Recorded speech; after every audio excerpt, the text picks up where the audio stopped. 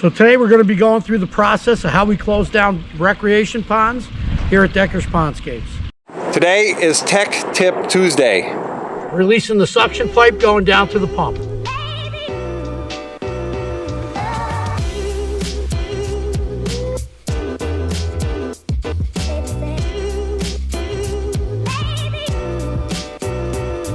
Step 3 is going to be releasing the suction to the return pipe to the bog.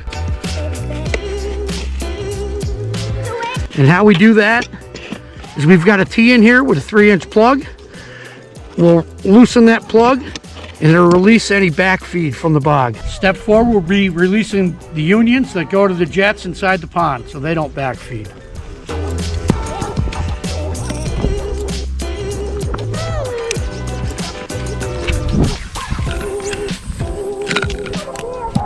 Step 5 is going to be releasing the plug on our drainage tee so we can get all the water and blow out these pipes.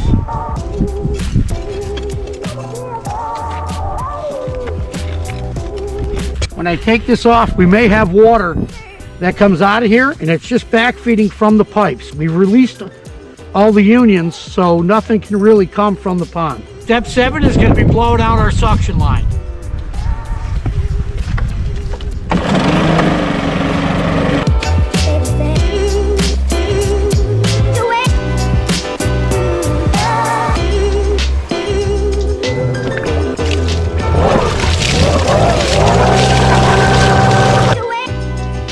Step 8 is going to be replugging all the lines.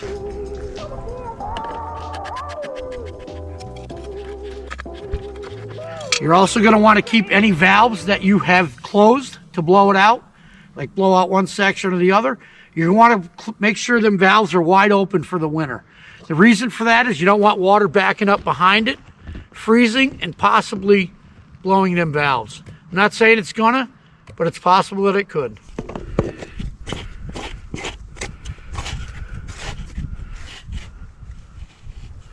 Step 9 is going to be cutting back any aquatic plants you may have. And our final step would be if you have fish in your pond, you'll want to install a bubbler and a heater to make sure you keep a hole in the ice for the winter to release them gases.